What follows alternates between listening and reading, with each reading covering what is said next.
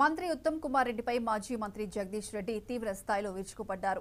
మంత్రి పదవిపై ఉత్తమ్ పునరాలోచనలు చేయాలంటూ వ్యాఖ్యలు చేశారు. ముఖ్యమంత్రి రేవంత్ రెడ్డిని అనాల్సిన మాటలను మంత్రి ఉత్తమ్ కుమార్ రెడ్డి తమపై వాడుతున్నారని మాజీ మంత్రి జగదీష్ రెడ్డి అన్నారు.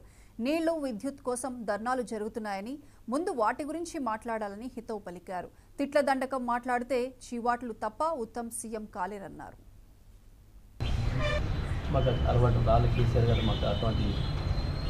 మాట్లాడమని చెప్పలే, మాట్లాడలే, అది రాలేదు. కానీ ఎవరిని డికైట్ అనాలి? పట్టపగలు పట్టుబడ దొంగలనే అన్నా, రెడ్డిగా పట్టుబడ దొంగలనే అన్నా,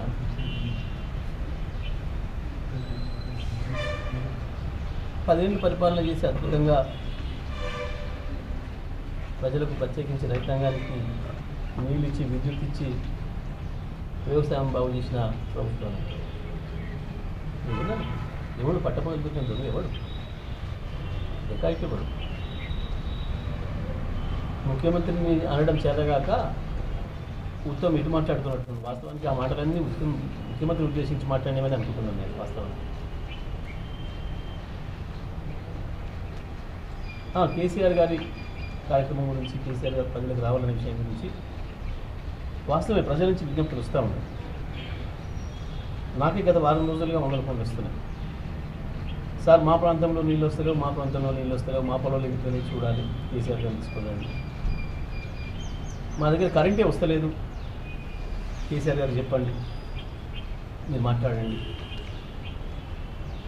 అని చెప్పి వస్తున్నాయి ప్రజల నుంచి విజ్ఞప్తులు.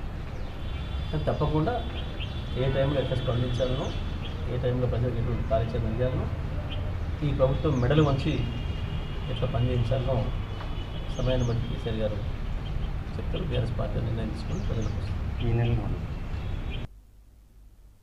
కృష్ణా జిల్లా